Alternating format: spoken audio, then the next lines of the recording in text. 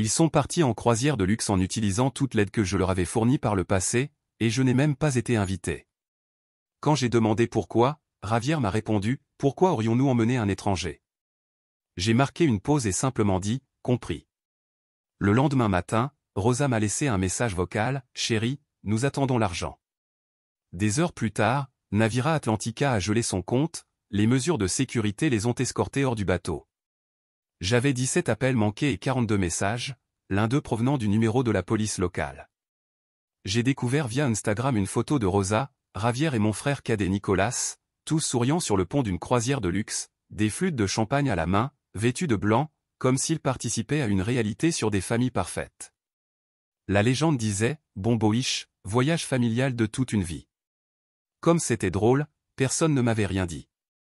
J'ai fixé l'écran pendant quelques minutes, ne sachant pas si je devais rire ou éteindre le portable. 3 semaines plus tôt, j'avais transféré 3200 € à mon père pour l'aider à payer sa seconde hypothèque. 2 semaines auparavant, j'avais fait un virement de 400 € à Nicolas pour ses manuels scolaires, bien qu'il ait quitté l'école depuis un semestre. Et à peine 5 jours auparavant, Rosa m'avait appelé en pleurant, ne sachant pas comment ils allaient payer leur facture d'électricité cet hiver. Malgré cela, ils avaient miraculeusement de l'argent pour une croisière de luxe de 7 jours aux Canaries, et je n'avais même pas été invité. J'ai appelé plus par curiosité malsaine que par autre chose. Javier a répondu après le 3e ton. Ah, dit-il en entendant ma voix, sans un bonjour ni un comment ça va, juste, je vois que vous êtes bien arrivé sur le bateau. J'ai répondu d'un ton neutre. Il y a eu une longue pause, puis il a ajouté, oui, nous pensions que nous méritions une pause. Tu sais, cette année a été difficile. Bien sûr, dis-je. Et je suppose que je ne fais pas vraiment partie de la famille pour ce plan? Sa réponse était si banale qu'elle semblait préparée. Pourquoi aurions-nous emmené un étranger? Je n'ai pas réagi tout de suite, je l'ai laissé flotter, puis j'ai dit, compris. Et j'ai raccroché. Le lendemain matin, je me suis réveillé avec un message vocal de Rosa. Sa voix était douce et entrecoupée, celle qu'elle utilisait quand elle voulait quelque chose, « Chérie, nous attendons l'argent. Peux-tu l'envoyer aujourd'hui, s'il te plaît? Le Wi-Fi du bateau est horrible et nous devons encore payer les excursions. » C'est à ce moment-là que quelque chose s'est brisé en moi. 1 heure plus tard, j'étais sur le site de Navira Atlantica. J'avais encore le reçu du paiement du solde, ils avaient utilisé ma carte pour la réservation temporairement, tu te souviens? Ça te donne des droits. À midi, ils ont gelé leur compte à bord, et à 14 heures, ils ont été escortés hors du bateau devant les autres passagers, criant sur la trahison familiale et qu'ils allaient poursuivre quelqu'un. À 17 heures, j'avais 17 appels manqués, 42 messages et une boîte vocale d'un numéro enregistré comme police locale. Je l'ai mis en haut-parleur. La voix était grave, ferme et inconnue, ici l'agent Ramirez de l'autorité portuaire, nous avons besoin de vous parler au sujet d'un problème financier lié à votre famille. Merci de nous rappeler dès que possible. Je me suis laissé aller en arrière sur la chaise avec le téléphone à la main et pour la première fois depuis des années, j'ai souri. J'aurais dû comprendre que cela allait arriver. Ça n'a pas commencé avec la croisière, ça n'a été que la cerise sur le gâteau. La pourriture avait commencé à s'accumuler des années auparavant, j'ignorais simplement tout cela. Tout a commencé de manière discrète ou du moins ça en avait l'air. J'ai décroché mon premier vrai travail après l'université et j'ai emménagé dans un petit appartement. Javier m'a appelé le lendemain pour me demander si je pouvais les aider avec une réparation urgente de plomberie, seulement pour quelques semaines, dit-il, on te remboursera dès qu'on pourra. Je n'ai jamais vu un centime. Ensuite, Nicolas a redoublé le semestre, mais il continuait à m'appeler, ça n'était qu'une pause temporaire pour se ressaisir. J'ai payé ces semestres, au fait, les 3, frais d'inscription, livres, loyer près du campus, tout. Je lui ai même acheté un ordinateur portable quand le sien est tombé en panne parce qu'il a renversé un verre dessus en essayant de finir un devoir qu'il n'a jamais écrit. Au début, je me disais que c'était ce que de bons fils faisaient, ce que faisaient les grands frères. Je n'ai pas grandi avec un sentiment de sécurité, alors peut-être voulais-je juste être la personne dont j'avais besoin quand j'étais plus jeune. Mais la réalité était qu'il n'arrêtait jamais de demander, et il n'y avait jamais de remerciement, juste tu nous couvres, n'est-ce pas? C'est là que je me suis rendu compte que je n'aidais pas ma famille, je les finançais. Ils ne vivaient pas de difficultés, pas vraiment, ils ne voulaient simplement pas toucher à leurs économies. Javier continuait de jouer au golf chaque week-end, Rosa se teintait les cheveux régulièrement comme d'habitude, et Nicolas avait le dernier modèle de téléphone, des AirPods et une adhésion à un gymnase avec bar à smoothie. Pendant ce temps, je me nourrissais de ramen et courais après des échéances. Il savait que je ne dirais pas non. La culpabilité était là pas, le silence, la punition, et le pire, c'est qu'il n'essayait même pas de prétendre qu'il me respectait. Une fois, quand j'ai mentionné l'idée de réduire les dépenses, Javier a éclaté de rire. Oui, il a ri et a dit, « Tu n'es pas marié, tu n'as pas d'enfant, où voudrais-tu dépenser cet argent ?» Nicolas était pire, il agissait comme si mon aide était son droit de naissance.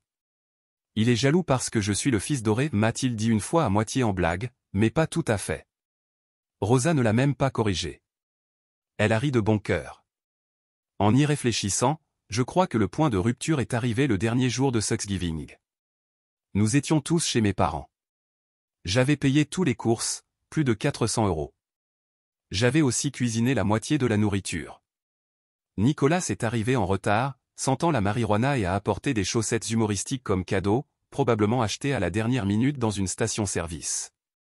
Pendant le dîner, lorsque la conversation a dérivé vers les finances, Nicolas s'est affalé dans sa chaise, a souri et a dit « Eh bien, au moins moi, je ne vis pas seul et ennuyeux comme quelqu'un que je connais. » Il m'a regardé droit dans les yeux et tout le monde a ri.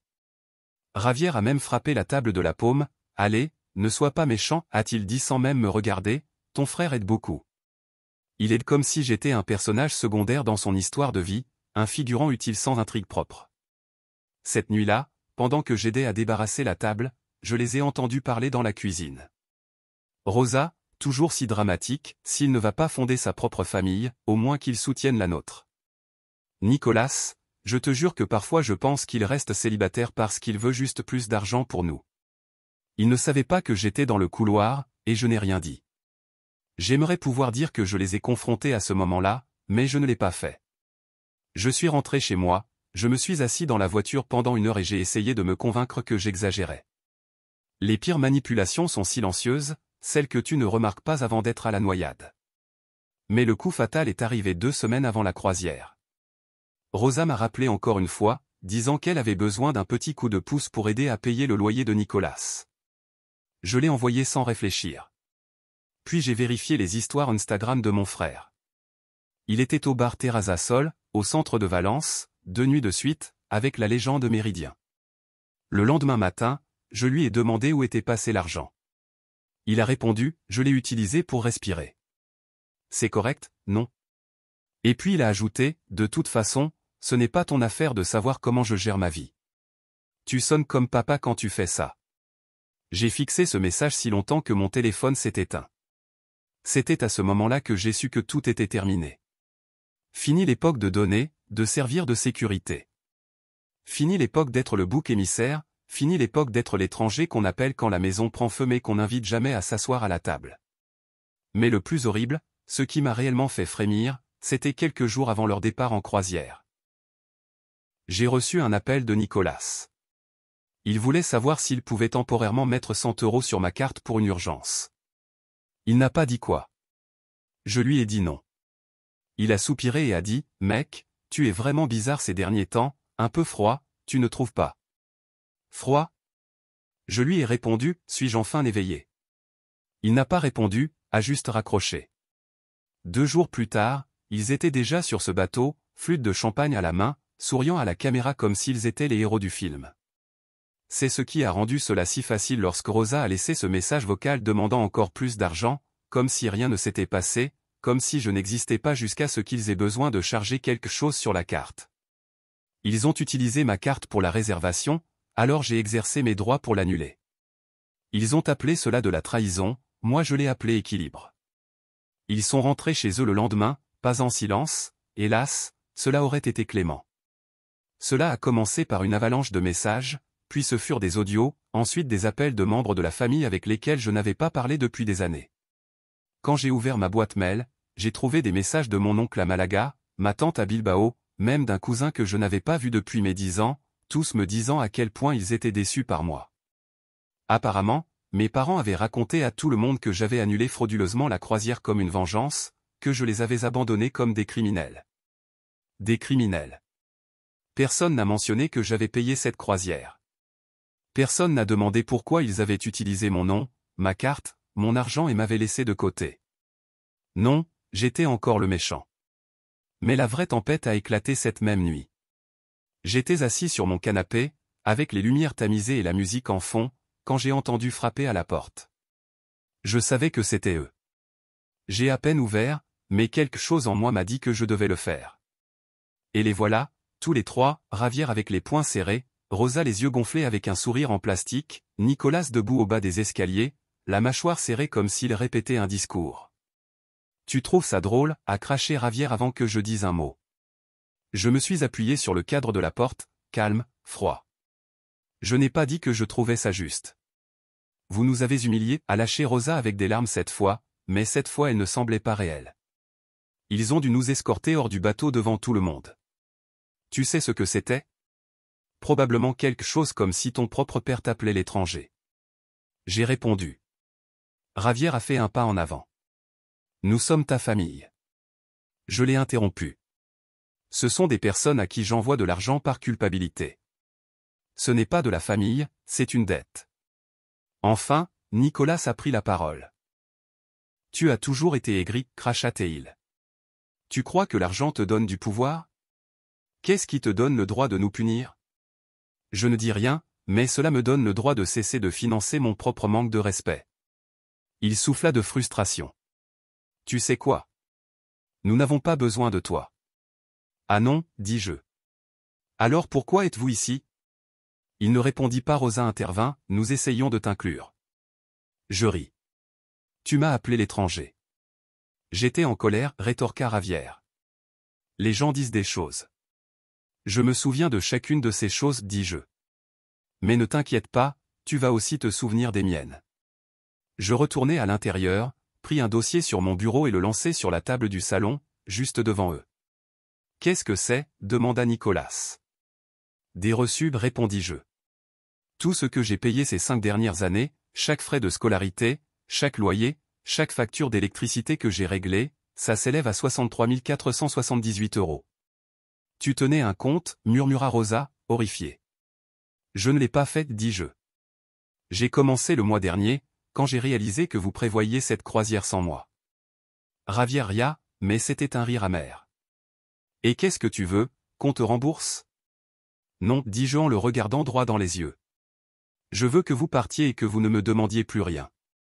Nicolas semblait prêt à se jeter sur moi, mais alors, boum. Je vous avais prévenu que cela se produirait, dit une voix derrière eux. Ils se retournèrent. C'était ma tante, la sœur de ma mère. Elle était entrée par la porte latérale, un téléphone dans une main et une pile de courriels imprimés dans l'autre. J'ai essayé de vous le dire, dit-elle. Ce n'est pas lui le problème, c'est vous. Que fais-tu ici? S'écria Javier. Carmen entra dans le salon comme si elle attendait ce moment toute sa vie. J'ai vu les messages, dit-elle. Ceux que vous avez envoyés à la famille à propos de lui, sur comment vous alliez le couper définitivement de vos vies dès que vous auriez l'argent pour la croisière. Je me figeai. Elle se tourna vers moi. Il prévoyait de disparaître après le voyage, dit-elle d'une voix douce. Ils ont dit que tu devenais trop contrôlant. Rosa a dit qu'elle te bloquerait dès que la dernière opération de transfert arriverait. Je fixai ma mère. Elle détourna le regard. Mes jambes faillirent me lâcher.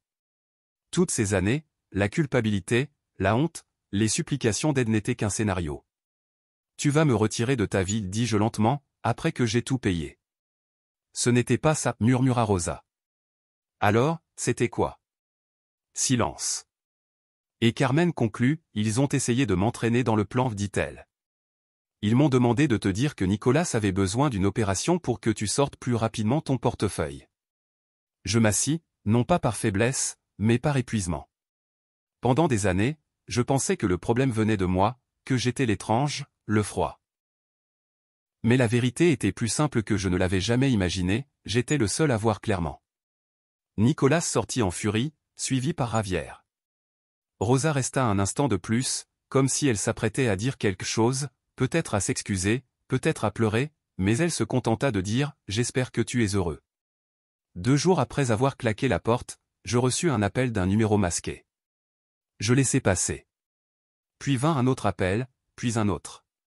Enfin, j'ai répondu, agacé, prêt à exploser. Mais la voix que j'entendis n'était pas celle de ma famille. Ici l'agent Ramirez de l'autorité portuaire. Nous avons besoin de parler brièvement, de préférence en personne. Mon estomac chuta. Il avait l'air calme, professionnel, mais son ton était tendu, comme s'il se retenait. De quoi s'agit-il, demandai-je. Il y eut une pause. C'est au sujet d'une plainte pour paiement frauduleux déposée par vos parents et votre frère Nicolas. Ils allèguent que vous avez utilisé leurs informations personnelles pour accéder au compte de la croisière et annuler des services sans autorisation. Mon esprit devenait flou. Je voulais commencer à dire quelque chose, mais il m'interrompit. Monsieur Fernandez, dit-il, nous avons vérifié la réservation. La carte utilisée était la vôtre. L'adresse de facturation correspond à votre appartement. La compagnie de croisière a confirmé que le compte était à votre nom. Alors, pourquoi ont-ils déposé une fausse plainte, dis-je. Cela complique un peu les choses. Nous aurons besoin d'une déclaration officielle. Je me sentais étourdi. Non seulement ils avaient menti, mais ils avaient essayé de me détruire. Après tout, ils étaient allés à la police et m'avaient peint comme le criminel, juste parce que j'avais refusé, juste parce que j'avais cessé d'être leur banque. Je me présentai le lendemain matin au bureau de l'autorité portuaire avec mon ami avocat, Sergio. J'avais apporté tous les reçus, tous les courriels, toutes les captures d'écran. L'agent Ramirez ne perdit pas de temps. Il mit tout sur la table. Quand la croisière fut gelée, la compagnie détecta le problème de paiement. Ses parents dirent que vous les usurpiez pour saboter le voyage. J'ai cligné des yeux. Saboter? C'est moi qui ai fait la réservation. Je le sais, dit-il. Ils ont dit que vous aviez offert de l'aide, mais que vous aviez utilisé la carte pour prendre le contrôle. Ma colère bouillonnait. Cela s'appelle payer pour quelque chose, pas le saboter. Il hocha la tête. Ne vous inquiétez pas, nous ne porterons pas plainte, mais la compagnie de croisière, oui. Ils vous poursuivent pour rupture de contrat et tentative de fraude, car vous avez déposé un litige pour annuler le montant total après avoir profité des 2 premiers jours du voyage. Incroyable. Ils avaient essayé de me ruiner, moi et la compagnie. L'agent Ramirez se pencha en avant. Mais voici où ça devient intéressant. Il glissa un dossier Manila sur la table. À l'intérieur, capture d'écran, messages imprimés, l'un d'eux était de Nicolas, Rosa, il se prend pour un génie. Dis-lui de payer une fois que nous serons en croisière, il ne pourra pas nous toucher. Un autre de Rosa à Ravière, laisse-le se sentir utile. Nous le bloquons dès que le dernier paiement arrive. Les messages étaient récupérés des archives de la connexion Wi-Fi de la croisière, tous les enregistrements étaient là. Je restais silencieux, les poings serrés. Toutes ces années à aider, à me sacrifier, à porter le fardeau alors qu'eux ne levaient même pas le petit doigt et tout leur plan consistait à me jeter dès que je ne leur serais plus utile. Je n'étais pas leur fils, j'étais un outil. Mais ce n'était pas le pire. L'agent Ramirez me jeta un regard en coin. Il y a autre chose, dit-il. J'ai hésité à te le dire, mais l'un des messages mentionne ton lieu de travail. Je levai brusquement la tête. Que veux-tu dire? Il passa une feuille imprimée. Un message de Nicolas à quelqu'un appelé Raoul. Tu travailles dans son bureau, n'est-ce pas? Pas dans les ressources humaines ou quelque chose comme ça? Tu devrais leur dire qu'il a des problèmes mentaux. Peut-être qu'il le renvoie. Je restais là, fixant le papier. Nicolas avait tenté de me faire licencier. Il avait envoyé ce message à un type de mon bâtiment, quelqu'un en ressources humaines que je connaissais à peine, essayant de suggérer que j'étais instable, voulant m'isoler, me couper du monde. Je n'arrivais même pas à parler. Mon ami avocat Sergio se pencha en avant. Est-ce que nous pouvons garder des copies? Demanda Ramirez. Il hocha la tête. Elles vont être nécessaires. Cette nuit-là, je ne dormis pas, non pas parce que j'avais peur, mais parce que je voyais enfin tout avec clarté. Non seulement ils m'avaient utilisé, ils voulaient m'effacer, et ils avaient failli y arriver. Le lendemain matin, je fis mes dernières valises. De toute façon, mon contrat de location allait bientôt expirer. J'appelai mon nouveau propriétaire, signai les derniers documents en ligne et envoyai un seul message à vous tous, c'est fini. Plus d'appels, plus de culpabilité, plus de faire semblant que nous sommes une famille. Ils ont tenté de ruiner ma vie, ils ont tenté de détruire mon travail, et ils ont échoué. Ne prononcez plus jamais mon nom. J'ai bloqué tous les numéros, tous les courriels, j'ai même changé les miens. Le silence régna pendant des jours, jusqu'à ce qu'une lettre arrive dans ma boîte aux lettres, écrite à la main, sans expéditeur. Dedans, une seule phrase, tu l'as fait à toi-même. Pas de nom, pas de signature, mais je reconnus l'écriture de Nicolas, celui qui avait dit qu'il ne me voulait pas, celui qui avait essayé de me détruire et qui maintenant me blâmait encore. Je restai là, à fixer le papier. J'eus envie de le brûler, mais je décidai à la place de l'accrocher sur le frigo comme un trophée, un rappel de tout ce que j'avais enduré et de tout ce à quoi je ne retournerai jamais. Cela fait maintenant 6 mois. Je vis dans une autre ville, plus petite, plus calme, une de celles où, dans le café, ils se souviennent de ton nom et où le propriétaire répare vraiment les choses. Mon nouvel appartement n'est pas grand-chose, une chambre, des murs vides, un canapé qui craque quand je m'assieds. Mais c'est le mien, payé avec mon argent, à mon nom, sans attache, sans culpabilité, sans messages vocaux, sans urgence fausse qui ressemblait à de l'amour. Juste de l'air. La première semaine après mon départ, j'ai attendu, continuant de regarder mon téléphone comme si j'attendais une dose que je savais néfaste, mais gardant le silence. Je m'étais vraiment libéré, sans excuse, sans confession, juste une rupture nette. Cela aurait dû faire mal. Ça ne l'a pas fait, car il y a quelque chose que personne ne te dit sur le fait de s'éloigner de ceux qui t'ont utilisé, tu ne les regrettes pas. Tu regrettes ce que tu avais prétendu qu'ils étaient. Et moi, j'ai cessé de faire semblant. J'ai obtenu un travail avec de meilleurs horaires, j'ai commencé à dormir réellement, pas en tenant mon téléphone contre ma poitrine en attendant une crise. Je me suis inscrit dans une salle de boxe, rien de sérieux, mais j'aime la sensation de l'impact, de la connexion avec le sol, et j'ai commencé à rire à nouveau, de vrai rire, venant du cœur, pas ce faux rire que tu lâches lorsque ton frère t'insulte et que ton père appelle ça une blague. Certains diront que j'ai brûlé le pont, je ne l'ai pas fait, j'ai simplement marché loin d'une maison qui était déjà en feu. Et puis arriva la lettre. Ce n'était pas une menace, ce n'était pas une bombe émotionnelle d'une seule ligne, c'était différent. Elle provenait d'une adresse inconnue. À l'intérieur, une note, juste quelques lignes écrites avec une écriture soignée, presque tremblante, « Tu ne me connais pas bien, je suis la femme de l'agent Ramirez. Il m'a tout raconté, comment ta famille t'a utilisé et combien tu es resté calme au milieu de tout cela. Habituellement, il ne parle pas de ces cas, mais il n'arrêtait pas de parler du tien. Ce type n'a pas juste protégé ses arrières, il a protégé son avenir. Je voulais juste te dire, j'espère que tu sais que s'éloigner demande plus de force que rester. Et certains d'entre nous te regardent avec respect. Marlène Ramirez. Je restais là, figé, tenant ce petit bout de monde que je n'attendais pas. Quelqu'un avait vu, non pas parce que j'ai crié, non pas parce que je me suis battu, mais parce que j'ai marché et n'ai pas regardé en arrière. J'accrochais sa note au frigo, juste au-dessus de celle de Nicolas. 2 notes, l'une est du poison, l'autre une preuve. Preuve que je ne suis pas fou, que le silence peut être un langage, que peu importe à quel point la culpabilité peut crier, la paix murmure toujours plus fort. Je n'ai plus jamais eu de nouvelles d'eux, mais un ami de ma vieille ville m'a dit que Nicolas avait perdu son travail. Apparemment, dans les ressources humaines, ils avaient trouvé des messages étranges qu'il avait envoyés à d'autres personnes au bureau, essayant encore de me rejeter la faute. Personne ne l'a cru. L'entreprise de Ravière a également fait faillite. Il s'avère que, quand tu traites les gens comme des outils, ils cessent d'apparaître quand la machine tombe en panne.